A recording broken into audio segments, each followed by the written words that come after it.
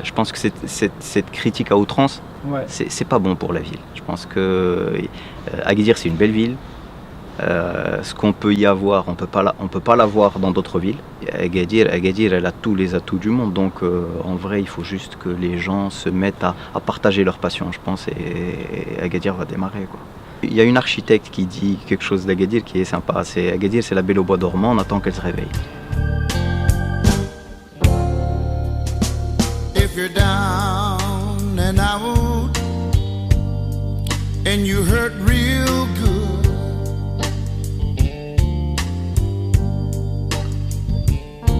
come on over.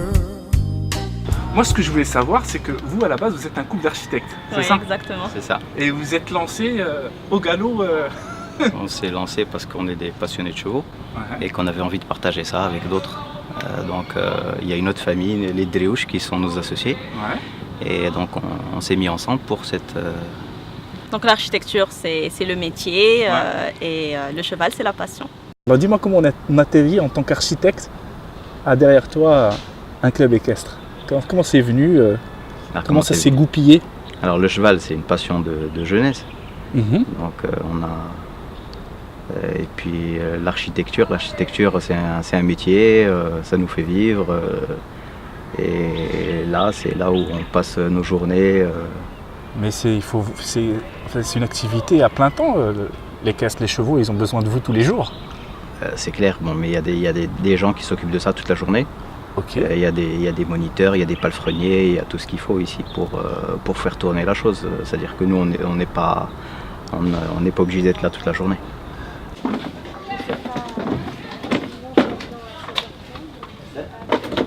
Qu'est-ce que tu es en train de faire là? En fait, on leur cure les pieds avant de sortir. On nettoie toujours le bas on appelle ça la fourchette.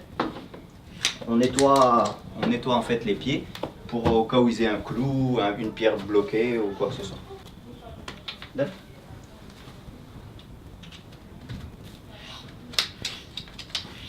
Et le cheval, c'est un sport on dit qu'on est roi et serviteur en fait. C'est-à-dire que quand on est dessus, on se sent comme des rois, et puis quand on est en bas, on les bichonne, on les brosse, on les nettoie. Mais quelles sont les activités que tu proposes? Ici au centre équestre, il y a du baby poney pour les tout petits, on va dire à partir de 4 ans. Ensuite, il y a on va dire de l'équifun, les enfants, il y a un certain nombre de jeux assez ludiques qui permettent aux enfants d'évoluer très vite tout en jouant. Et ça leur fait disparaître leur stress, ça leur fait apprendre le cheval de façon moins académique, on dirait. En fait, les poneys sont légèrement séparés par rapport aux chevaux pour des raisons de sécurité pour les enfants. C'est-à-dire que en fait, quand ils sont avec leur poney, ils sont tranquilles, il n'y a pas moyen qu'un cheval vienne les déranger ou quoi que ce soit. Comment il s'appelle ce poney? Elle s'appelle Canal. Et chaque fois tu montes dessus? Non, c'est la première fois. Ah. Et comment tu le trouves? Ça va. Ça va. Elle se débrouille. Elle se débrouille ou c'est toi qui te débrouilles? On va dire les deux. Ça fait combien de temps que tu montes à cheval? Ça fait 2 ans, mais pratiquement 3 mois ici. Comment tu trouves ce club? Beaucoup mieux que l'ancien. Tu trouves beaucoup mieux que l'ancien? Ouais. Qu'est-ce qu'il y a de spécial ce club? L'atmosphère. L'atmosphère. Bah, tu peux pas me donner de meilleure réponse. À quel âge tu conseilles de commencer l'équitation? Bon, en vrai, l'équitation, c'est-à-dire que en fait, les enfants, ils commencent à 4 ans à jouer avec les poneys, à passer du temps avec l'animal, à enlever leur phobie. Puis petit à petit, dès qu'ils sont plus à l'aise, ils font des jeux justement, l'équifun, et ça leur permet de jouer et d'évoluer assez vite.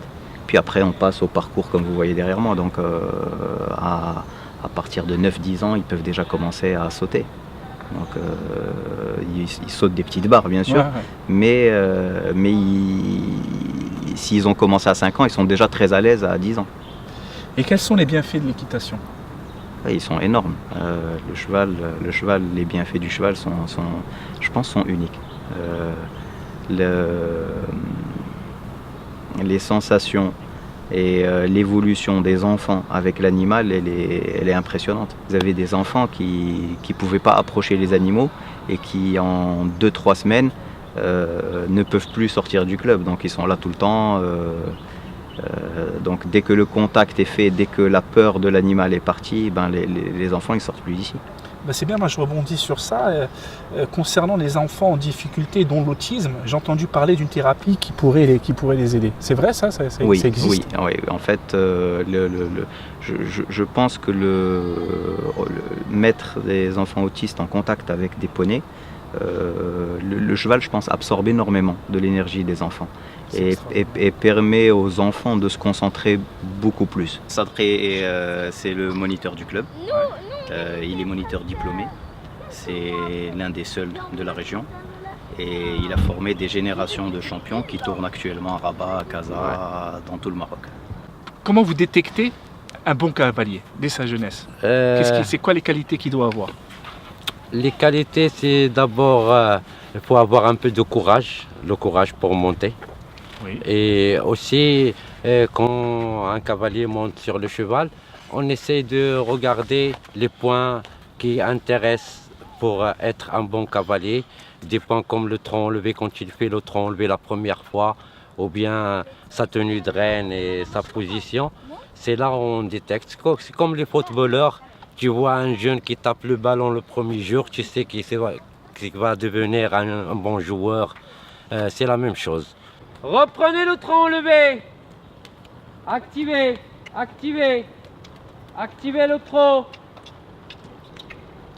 Mais tu ne penses pas que les tarifs concernant les clubs d'équitation, je ne parle pas en particulier le tien, ne permet pas à un plus grand public de bénéficier de cette activité? Alors le cheval, je pense que c'est une impression que le cheval est cher.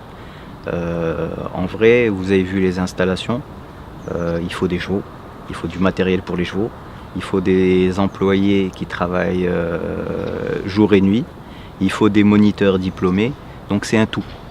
D'accord. Donc il y a d'autres sports qui demandent beaucoup moins d'investissement quotidien. Un cheval, ça mange tous les jours et ça travaille que le mercredi et le samedi dimanche. Donc c'est tout ça qui fait que ça coûte peut-être un peu plus cher. Mais en vrai, on a fait un benchmarking par rapport aux activités qui sont faites ici à Agadir. Oui. En vrai, ça reste très abordable à Agadir. Si vous allez dans d'autres villes, à Rabat ou à Casa ou d'autres villes, vous verrez que c'est beaucoup plus cher. Il y a ton fils qui t'appelle là. Pardon. Bon. C'est bon, ils ont fini leur cours là. Donc tu as peut-être 3 enfants, qui participent à toutes les tâches Oui. du club équestre. Oui. Et en vrai, ils sont là après les cours, ils montent les poneys et puis en week-end, ils sont là toute la journée. Ah, c'est super. Et tu sens toi une évolution chez tes enfants au quotidien avec C'est sûr. ces animaux? C'est sûr. Et puis ça nous permet de les tenir à la maison. Ouais. À la maison, ils sont KO, je pense qu'ils font pas de bruit, non? Non, ils sont KO, c'est une chose. Et en vrai, la plus grosse punition qu'on puisse leur faire, c'est de leur dire de ne pas venir ici, quoi. Donc, et puis ils se calment tout de suite. Qu'est-ce que ça veut dire ça? Opa, s'il te plaît. Donc à chaque fois, tu leur demandes de porter leur gilet. Ah bien sûr, c'est un système de protection. Même pour ton fils. Ton fils, il déroge pas la règle. Oui, ben, en vrai, j'ai aussi peur pour mon fils que pour les enfants des autres. Oui. Ah ok. Allez, fille. Non, viens, on va te parler un petit peu. Donc toi, tu as décidé de prendre le cheval aujourd'hui, pas le poney. C'est pas moi qui décide, C'est qui décide? le moniteur. Ok. Ah bah, bon courage. Merci. Yallah. Ça, c'est ton fils, hein, Omar? Oui. L'aîné. L'aîné, oui. Donc tu as trois garçons. J'ai 3 garçons. Oui. 3 grosses têtes. Allahumma lak alhamd. La grosse tête dans le sens où... Mais c'est très intéressant de voir ton cas, ton expérience, parce que bon, Agadir, elle bénéficie d'une mauvaise réputation en ce moment concernant pour entreprendre, pour faire pour rentrer, même les MRE qui viennent de l'étranger, ils ont du mal à s'installer. Toi, tu viens de France en fait. Tu as vécu combien de temps en France? Moi, je suis d'accord, je viens de France, mais je suis Gadiri j'ai grandi à Agadir. Mon éducation est marocaine et on va dire, oui, j'ai l'instruction française. Tu as vécu combien de temps en France? J'ai vécu 9 ans. 9 ans en France, donc tu as fait D'accord. toutes tes études d'architecture là-bas. Oui, et après j'ai travaillé 3 ans en Suisse Ouais. avant de rentrer sur Agadir. Et comment ça s'est passé quand tu es venu Là on change, on digresse, mais c'est intéressant de savoir ton expérience. Comment ça s'est passé quand tu es rentré avec ton diplôme d'architecture? Bon, en vrai, je pense que ça se passe comme toute personne qui arrive et qui va commencer un nouveau parcours, un nouveau challenge, hein. Et je pense que Agadir a, comme tu dis, une mauvaise réputation. Je pense que c'est pas, je pense que cette critique à outrance, Ouais. c'est pas bon pour la ville. Je pense que Agadir c'est une belle ville. Ce qu'on peut y avoir, on peut pas l'avoir dans d'autres villes. Ne serait-ce que le rapport au temps. Oui, ça c'est sûr. Toi, je pense que si tu étais dans une autre ville, tu n'aurais pas pu allier ton activité professionnelle qui est l'architecture et puis avec cette activité c'est qui est certain. aussi professionnelle. C'est Tu certain. ne pourrais pas combiner deux activités. C'est certain. Et puis Agadir, elle a tous les atouts du monde. Donc en vrai, il faut juste que les gens se mettent à partager leur passion, je pense, et Agadir va démarrer, quoi. Ah ouais, partager la passion, ça c'est une belle phrase. parce que- Il y a une architecte qui dit quelque chose d'Agadir qui est sympa. C'est Agadir, c'est la belle au bois dormant, on attend qu'elle se réveille. Mais Ouais, c'est magnifique. elle va se réveiller un jour et je pense Ouais. que ça va donner quelque chose de magnifique. Il faut que les gens positivent un peu et se mettent au travail au lieu de critiquer dans tous les sens. Non, la critique, aujourd'hui, Agadir, elle est inondée de critiques. La critique, c'est quelque chose qui est positif, mais à un moment, il faut arrêter et puis il faut avancer, quoi. Non, c'est certain. C'est certain. Comment tu te vois dans 5 ans, dans cette activité dans 5 ans? Dans 5 ans, j'espère qu'on aura une écurie encore plus grande, avec beaucoup plus de chevaux et beaucoup plus de monde. Et tu penses qu'il y a des opportunités? Tu penses que ton club équestre peut bien se développer? Sachant que tu as ouvert depuis le mois d'août, c'est ça? Moi, je pense que toute bonne activité peut se développer. Je suis convaincu de ça. Quand on fait des bonnes choses, elles se développent, elles fonctionnent. Il n'y a pas de raison.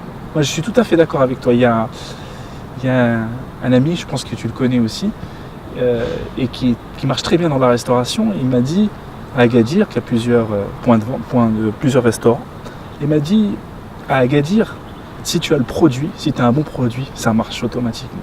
Non, c'est sûr, c'est certain. Donc, on clôture sur ces bonnes paroles. Merci Ilias de nous avoir ouvert les portes C'est moi qui vous remercie. de ton... C'est moi qui vous remercie d'être passé de chez ton- nous. Merci beaucoup. Barakallahu fik. Merci.